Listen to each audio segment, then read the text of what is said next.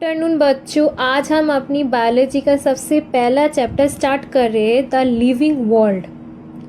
सोचो ज़रा, दुनिया में कितनी वैरायटी है। कुछ ऑर्गेनिज्म छोटे से बैक्टीरिया होते हैं जो माइक्रोस्कोप के बिना दिखते ही नहीं, और कुछ जायंट ट्रीज होते हैं जो हज़ारों साल तक जिंदा रहते हैं।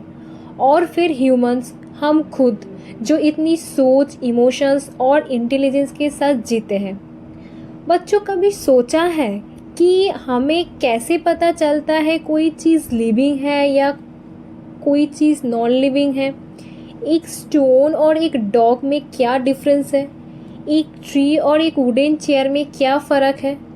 इसी चैप्टर में हम समझेंगे लिविंग ऑर्गेनिज्म की कैरेक्टरिस्टिक्स क्या होती है, जैसे ग्रोथ, मेटाबॉलिज्म, रिप्रोडक्शन। कैसे साइंटिस्ट ने ऑर्गेनिज्म को क्लासीफाई करके एक सिस्टेमेटिक ऑर्डर बनाया, और सबसे इंटरेस्टिंग, अपनी दुनिया की बायोडाइवर्सिटी कितनी अमेजिंग है। सो बच्चों, रेडी हो आप मेरे साथ लिविंग वर्ल्ड की जर्नी स्टार्ट करने के लिए? तो चलो स्टार्ट करते हैं। पहले हम देखेंगे what is living. What is living? Biology is equal to study of living organism. Living organism show growth, reproduction, metabolism, consciousness. No single feature alone can define life. Exception exist. Okay? बेटा सोचो, आपके आसपास एक plant है, एक dog है और एक रॉक है, मतलब एक पत्थर है। अब मुझे बताओ, इनमें कौन लिविंग है? ऑब्वियसली डॉग लिविंग है, बट क्यों लिविंग है? Because they grow, reproduce, so consciousness और मेटाबॉलिज्म करते हैं। बायोलॉजी का मेन एम है लिविंग ऑर्गेनिज्म को समझना, ठीक है? बट एक बात याद रखो, कोई एक फीचर एलोन लाइफ को डिफाइन नहीं करता, इसीलिए हमको सारी फीचर्स को एक साथ देखना पड़ता है, ठीक है? अब चलो देखते हैं कैरेक्टरिस्टिक्स क्या होते हैं इन लिविंग ऑर्गेनिज्म का। ये बहुत इम्पॉर्टेंट है, कैरेक्टरिस्टिक्स ऑफ लिविंग ऑर्गेनिज्म। पहला पॉइंट जो है वो है ग्रोथ, ठीक है? सबसे पहले आते हैं ग्रोथ। प्लांट में ग्रोथ कंटिन्यूस होता है, रूट्स और शूट्स कंटिन्यूसली ग्रो करते हैं, ठीक है? एनिमल्स में ग्रोथ लिमिटेड होता है, एक स्टेज के बाद रुक जाता है, ठीक है? जैसे कि बच्चा एडल्ट होते हैं, एडल्ट के बाद ग्रोथ स्टॉप हो जाती है।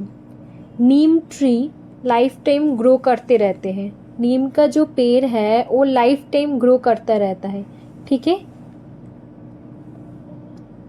लेकिन दिक्कत क्या है? नॉन लिविंग थिंग्स भी ग्रो करते हैं, जैसे माउंटेन्स, सैंड ड्यून्स, क्रिस्टल्स। वो एक्सटर्नल डिपोजिशन से बढ़ते हैं, ठीक है? Living growth is internal, like cell division. Non living growth is external. Living growth is internal, like cell division. Non-living growth is external. Okay? Increase in mass of and number of cells. Growth multicellular organism by cell division. Plants grow continuously throughout life. Meristematic activity. Animals growth in determinate, limited. Non-living things also grow, like mountains, boulders, crystal growth by accumulation of materials, but biological growth is equals to form inside the cell division. अब इस chart से हम समझेंगे non living things और living things का सारे चीज़। आप ध्यान से सुनो, हम एक स्टोरी आपको बता रहे हैं, एक स्टोरी की तरह समझो ये। बच्चों, एक बार की बात है, एक छोटी सी गर्ल थी जिसका नाम था रिया। रिया एक दिन गार्डन में खेल रही थी। सडनली उसने देखा अपने आसपास कितने सारी थिंग्स हैं और उसने सोचा ये सब थिंग्स कौन सी है, लिविंग या नॉन लिविंग। ठीक है, फिर आते हैं नॉन लिविंग थिंग्स पे। रिया ने पहले देखा एक बार बड़ा सा स्टोन। ठीक है, तो ये स्टोन ना खाता है, ना पीता है, ना ग्रो करता है, ना मूव करता है। सो वो बोला अरे वाह, ये तो नॉन लिविंग थिंग है। तो ये रूल याद रखो बच्चों, जो ब्रीथ, ग्रो, रिप्रोड्यूस, मूव और रिस्पॉन्ड नहीं करते हैं उसको कहते हैं नॉन लिविंग थिंग्स। उसको कहते हैं नॉन लिविंग थिंग्स। ओके, उसमें कुछ है जो नेचुरल नॉन लिविंग थिंग्स है। इस नॉन लिविंग थिंग्स को हम दो पार्ट में डिवाइड कर सकते। एक है नेचुरल नॉन लिविंग थिंग्स, दूसरा है man made non living things. ठीक है, ये नेचुरल नॉन लिविंग थिंग्स क्या है, फिर हम कहानी पर आते हैं। ठीक है, रिया ने देखा गार्डन पे एक रिवर बह रही है और ऊपर आसमान पे मून एंड स्टार साइन कर रहे हैं। ये सब तो नेचर ने बनाया है, सो इन्हें बोलते हैं नेचुरल नॉन लिविंग थिंग्स। क्या एग्जाम्पल है, रिवर, प्लैनेट्स, माउंटेन, सन, रॉक, एयर। रिवर, माउंटेन, सन, प्लैनेट, एयर, रॉक्स, ये सब कुछ नेचुरल नॉन लिविंग थिंग्स का एग्जाम्पल है। फिर आते हैं man made non living things. फिर रिया ने देखा एक मोबाइल फ़ोन और एक पेपर। अरे ये तो ह्यूमन नहीं बनाया है। ठीक है, उसने सोचा ये तो ह्यूमन नहीं बनाया है। जो ह्यूमन बींग्स बनाते हैं उन्हें बोलते हैं man made non living things. Example क्या है, मोबाइल है, पेपर है, बिल्डिंग्स है, चेयर है, पेन है, ये है man made non living things. फिर आते हैं लिविंग थिंग्स पे।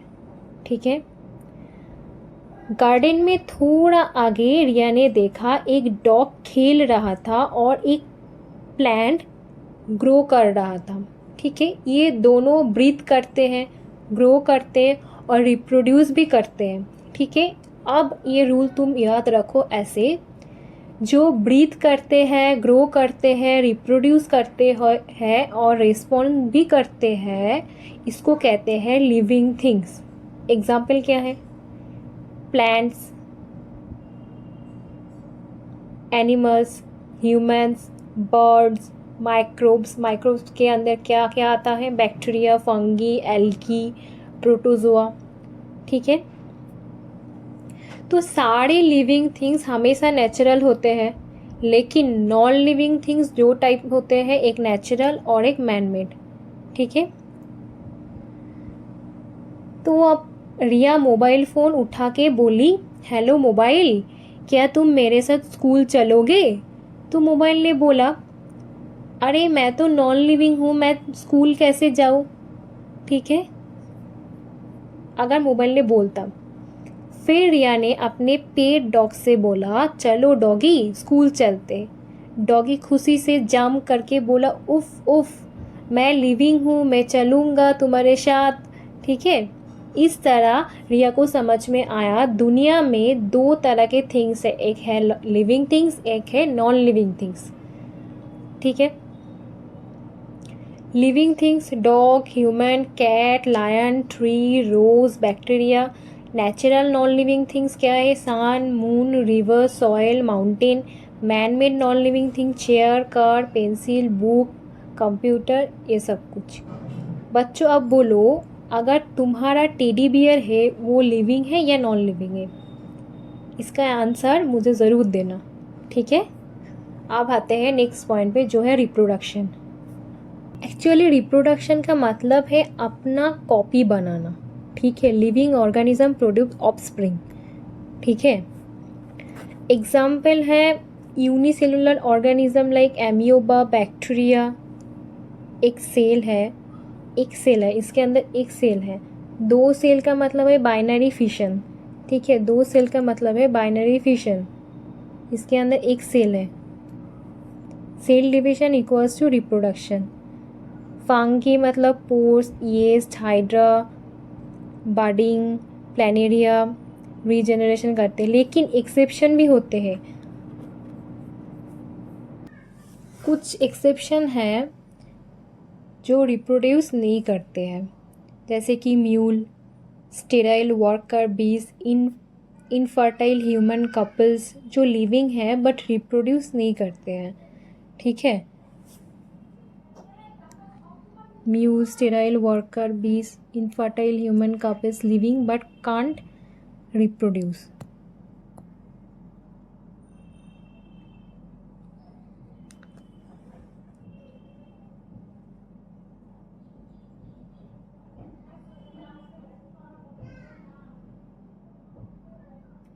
इसीलिए रिप्रोडक्शन एलोन डिफाइनिंग प्रॉपर्टी नहीं है।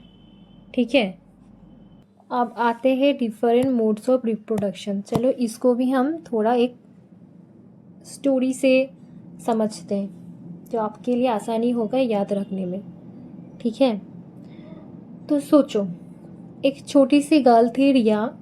एक दिन उसने सोचा, अरे अगर मम्मी पापा ने मुझे जन्म ना दिया होता तो मैं होती ही नहीं, ये उसने सोचा। ठीक है, लेकिन बैक्टीरिया, एमियोबा, प्लांट्स और एनिमल्स अपने आप नए बेबीज कैसे बनाते हैं, ये तो बहुत इंटरेस्टिंग है। तभी उसके टीचर ने बोला, बेटा रिया, इसको बोलते हैं रिप्रोडक्शन। आपने जैसा नया ऑर्गेनिज्म बनाना, आपने जैसा नया ऑर्गेनिज्म बनाना, इसका दो तरीके होते हैं। ठीक है, एक है असेक्सुअल और है सेक्सुअल रिप्रोडक्शन। एक है असेक्सुअल, दूसरा है सेक्सुअल रिप्रोडक्शन। असेक्सुअल रिप्रोडक्शन मतलब सिंगल पेरेंट की मैजिक ट्रिक, इसमें सिंगल पेरेंट होते हैं। टीचर ने बोला, सोचो, एक ही पेरेंट है और बिना पार्टनर के अपना क्लोन बना रहा है। ठीक है, जैसे फोटोकॉपी मशीन से कॉपी निकालती है, ठीक है ना, जैसे फोटोकॉपी मशीन से कॉपी निकलती है, वैसे ही ये होता है असेक्सुअल रिप्रोडक्शन। इसमें कोई मेल फीमेल गैमेट का फ्यूजन नहीं होता है, ऑफस्प्रिंग हमेशा पेरेंट जैसा ही होता है, क्लोन कहते हैं इसको। अब types of reproduction, types of asexual reproduction, ठीक है, जैसे कि फिशन। एक एमियोबा सोचता है, मैं अकेले बोर हो रहा हूँ, चलो मैं अपना एक आपको हिस्सन में तोड़ देती हूँ।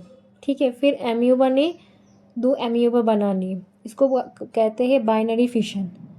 ठीक है, प्लाज्मोडियम मल्टीपल पार्ट्स में इसका फिशन होता है, इसको कहते हैं मल्टीपल फिशन।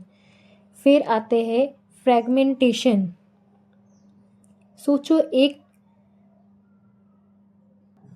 एल्गी का बॉडी है, एक लॉन्ग ग्रीन थ्रेड है, अगर वो टूट गए स्पीसीज में तो हर स्पीसीज बोलता है, मैं भी अपना नया ऑर्गेनिज्म बनाऊंगा। ठीक है, बडिंग। हाइड्रा सोचता है, इसका एग्जाम्पल है हाइड्रा, एग्जाम्पल याद रखो। चलो साइड में एक छोटी सी बर्ड बना देते हूँ, वो बर्ड ग्रो होता है और अलग होकर नए ऑर्गेनिज्म बन जाता है। एग्जाम्पल है कि हाइड्रा, येस्ट। ठीक है, रीजनरेशन। एक दिन प्लानेरिया का बॉडी कट गए, लेकिन प्लानेरिया ने बोला, अरे कोई टेंशन नहीं, मेरे एक टुकड़े से भी मैं पूरा ऑर्गेनिज्म दोबारा बन जाऊंगा। ठीक है, एग्जाम्पल क्या है, प्लानेरिया, स्टारफिश, इसके एग्जाम्पल है। फिर आते हैं स्पोर फॉर्मेशन। सोचो, एक राइजोपस है जो ब्रीड मोड फंगस इसको बोलते हैं, अपने स्पोर्स बना के एक सेफ बॉक्स पे पैक करता है। जब फेवरेबल कंडीशन आता है तो स्पोर्स जर्मिनेट करके नया ऑर्गेनिज्म बन जाता है। इस इसका एग्जाम्पल है बैक्टीरिया, एमियोबा, हाइड्रा, प्लानेरिया, फंगी। ठीक है, अब आते हैं सेक्सुअल रिप्रोडक्शन। आप सोचो, एक पेरेंट को अकेला बोर लग रहा है, उसने पार्टनर को बुलाया, चलो बेबी बनाते हैं। ठीक है, इसको बोलते हैं सेक्सुअल रिप्रोडक्शन। इसमें दो पेरेंट्स होते हैं, मेल और फीमेल। मेल गैमेट उसके अंदर होते हैं क्या, स्पर्म, प्लस फीमेल गैमेट उसके अंदर होते हैं एग, फ्यूज़ होते हैं, फिर बनाते हैं क्या, जाइगोट बनता है। ठीक है, जाइगोट, तो कहते हैं जाइगोट।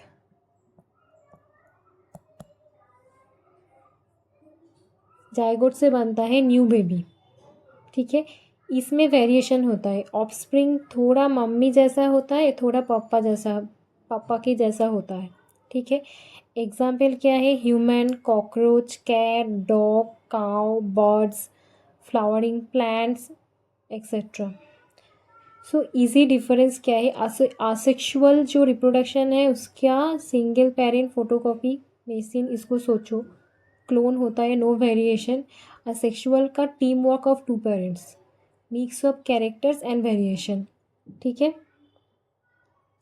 टीचर ने बोला, अगर एम्यूबा बोले मुझे पार्टनर की ज़रूरत नहीं है, मैं खुद ही दो पार्ट में बन जाऊंगा, ये है असेक्सुअल रिप्रोडक्शन। अगर ह्यूमन बोले बेबी चाहिए तो पार्टनर के बिना पॉसिबल ही नहीं है, ये है सेक्सुअल रिप्रोडक्शन। बच्चों अब बोलो, अगर एक स्टारफिश का हाथ टूट जाए और वहाँ से नई स्टारफिश बन जाए, ये कौन सा रिप्रोडक्शन होगा? इसका आंसर भी अब मुझे कमेंट पे ज़रूर देना।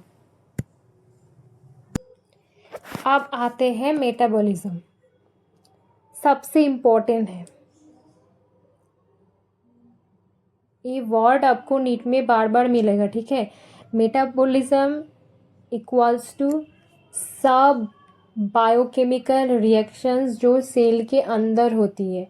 मेटाबॉलिज्म इक्वल्स टू सब बायोकेमिकल रिएक्शन जो सेल के अंदर होती है। ये दो टाइप्स का है। ठीक है, एक है एनाबॉलिज्म, बिल्डिंग आप जिसको कहते हैं फोटोसिंथेसिस, दूसरा है कैटाबॉलिज्म, ब्रेकिंग डाउन रेस्पिरेशन। ठीक है, all biochemical reaction living inside the cell occur in metabolism path है। एनाबोलिक जो building plus catabolic breaking, anabolic मतलब बिल्डिंग, कैटाबोलिक मतलब ब्रेकिंग। ठीक है, एनाबोलिक मतलब फोटोसिंथेसिस, कैटाबोलिज्म मतलब रेस्पिरेशन। ठीक है,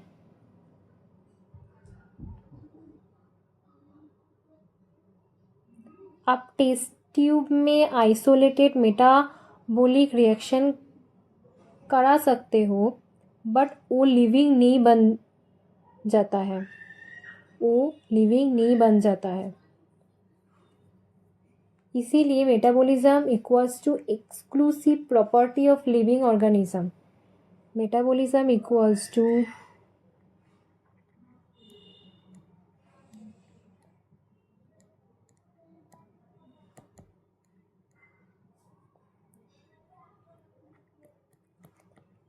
exclusive property of living organism।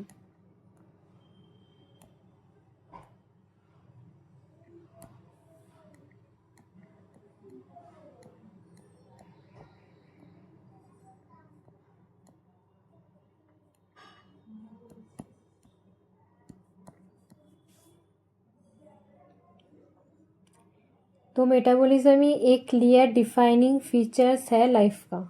ठीक है, नेक्स्ट अब देखो, metabolism equals to property of cellular organism living organism are self replicating evolving self regulating interactive system.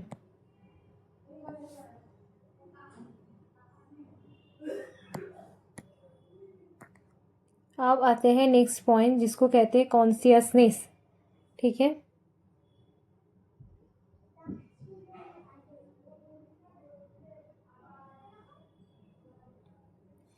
सबसे इंटरेस्टिंग है ये कॉन्शियसनेस, ठीक है। मतलब ऑर्गेनिज्म अपने सराउंडिंग्स को सेंस करके रिस्पॉन्ड करते हैं। Ability to sense surrounding and respond. Plants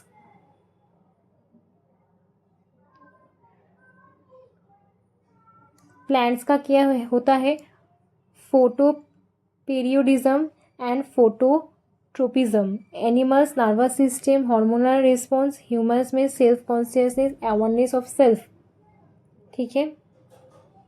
plants में जो फोटोट्रोपिज्म है मतलब सनलाइट की तरफ बेंड होना। एनिमल्स में हंगर, फियर, साउंड पे रिएक्ट करना। ह्यूमन सबसे स्पेशल है सेल्फ कॉन्शियसनेस, मैं कौन हूँ, मुझे क्या चाहिए, इसका जो अवेयरनेस, इसको कहते हैं कॉन्शियसनेस, जो सब में अलग अलग है। इसीलिए बोला जाता है consciousness is the defining property of living organism. Consciousness is the defining property of living organism. Growth and reproduction have exception, cannot define life. Growth and reproduction have exception, cannot define life. Consciousness plus metabolism together correct define life. Important है, इसको याद रखना।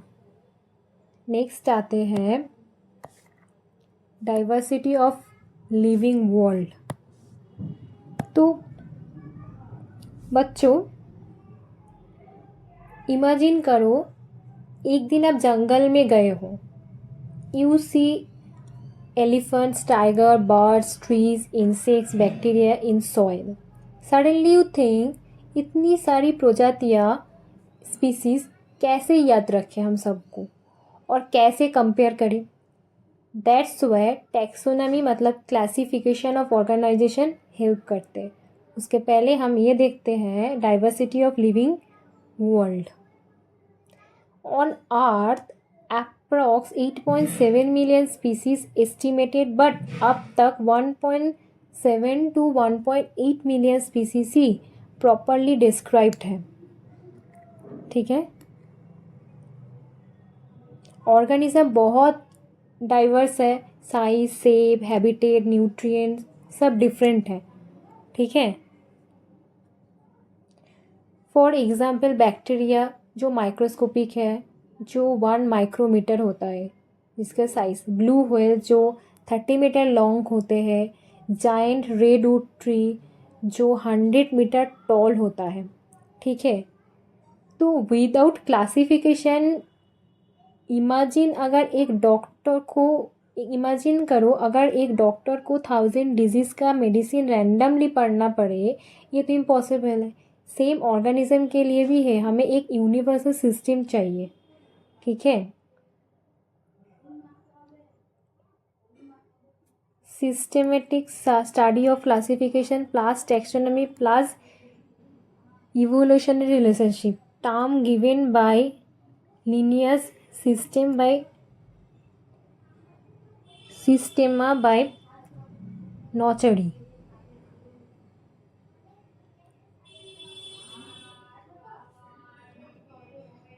Taxonomy, ठीक है। ये जो है word taxonomy,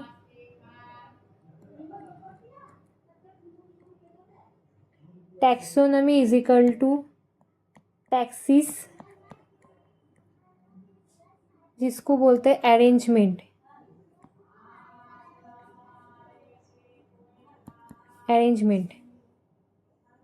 plus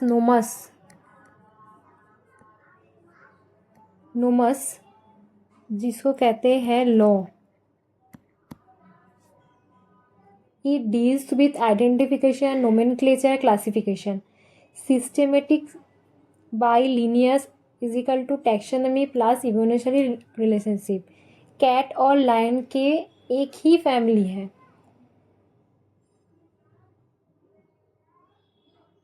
cat और लायन को एक ही फैमिली में रखा क्यों? क्योंकि उनका DNA similarity plus evolutionary origin एकदम कॉमन है, ठीक है। Who is the father of taxonomy? Who is the father of taxonomy? Carolus Linnaeus, ठीक है, फादर ऑफ टैक्सोनॉमी।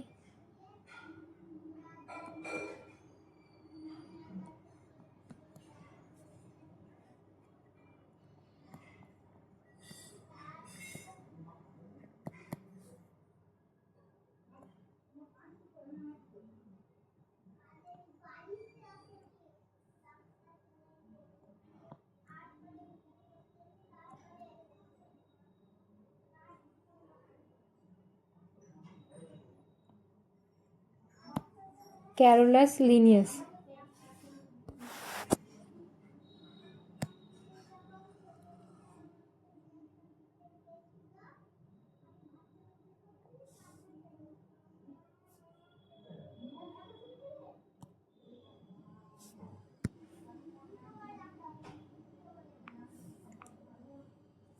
इसको हम समझते हैं एक पिरामिड से। Taxonomy branch of science dealing with classification, identification and nomenclature. Hierarchy, इसको ये है हायरार्की, ठीक है।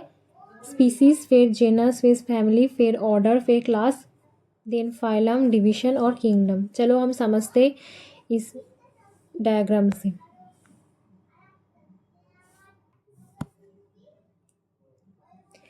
एक दिन एक रेड फॉक्स ने बोला,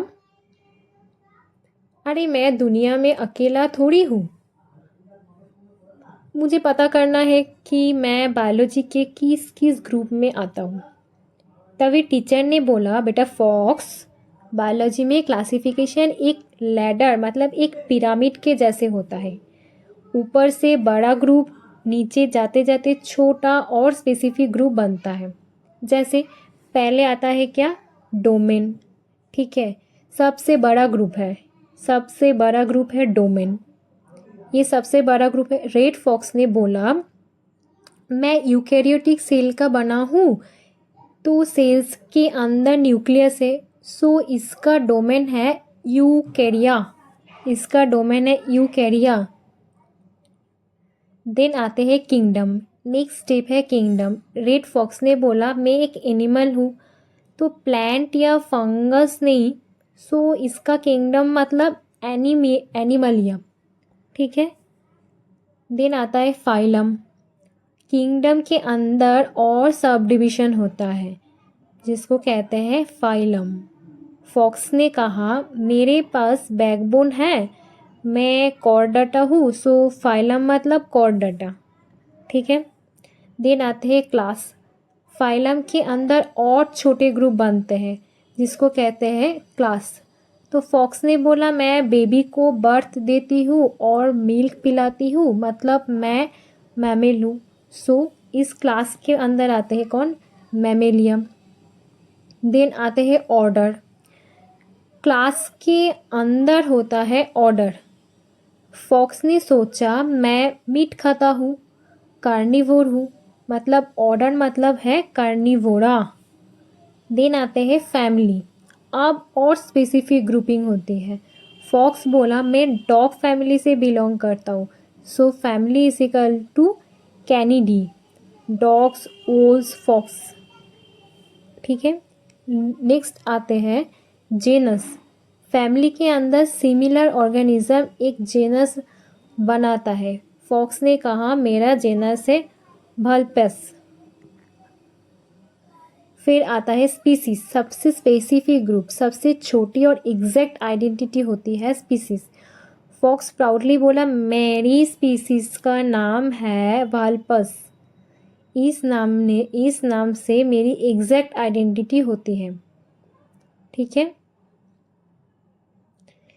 तो इसको याद रखो, dear king Philip come over for good soap, ठीक है।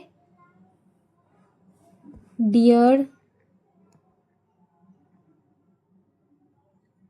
King Philip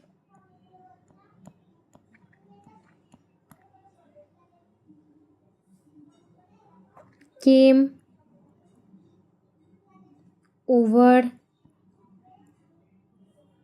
for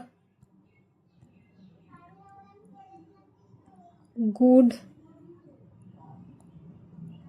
so D मतलब डोमेन, किंग मतलब किंगडम, पी फिलिप मतलब फाइलम, केम मतलब क्लास, ओ मतलब ऑर्डर, एफ मतलब फैमिली, जी मतलब जेनस, एस मतलब species.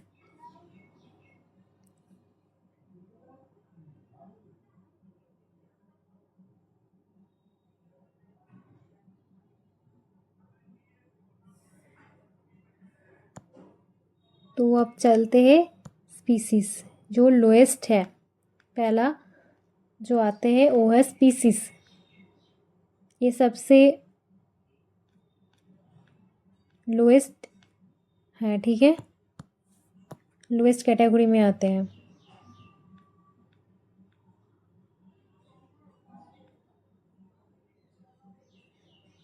Some common features, ability of interbreed.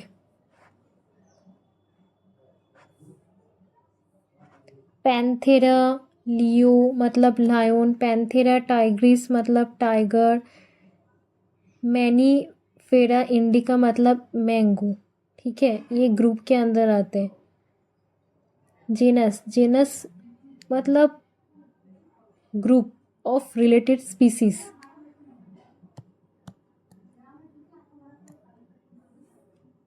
Panthera includes lion, tiger, leopard.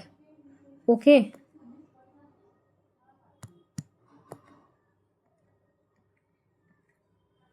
Then आते हैं फैमिली।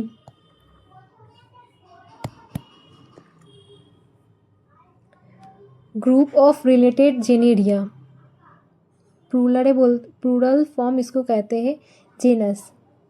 ठीक है, Felidae, cat, lion, tiger, leopard.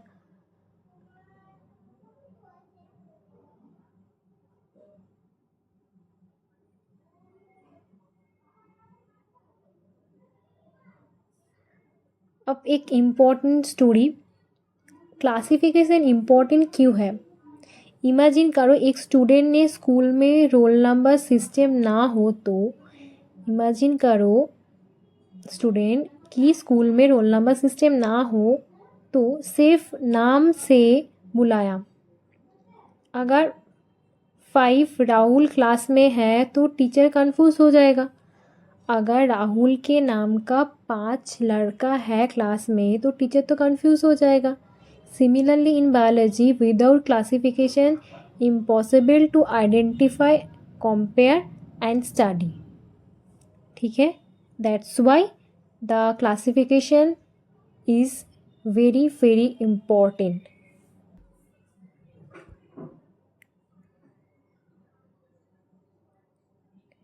तो बच्चों, आज हमें जहाँ की लिविंग वर्ल्ड कितनी डाइवर्स और इंटरेस्टिंग है ये पता चला।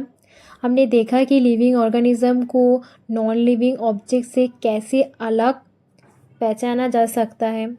तो याद रखो, बायोलॉजी सिर्फ रटना मारने वाली सब्जेक्ट नहीं है, ये हमें लाइफ समझती है, लाइफ को समझाती है।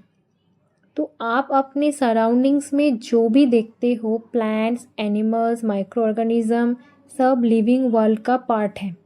ठीक है, तो नेक्स्ट क्लास में हम इससे रिलेटेड एमसीक्यू करेंगे और जो रिमेनिंग पॉइंट्स है इस चैप्टर का उसको कवर करेंगे। ठीक है,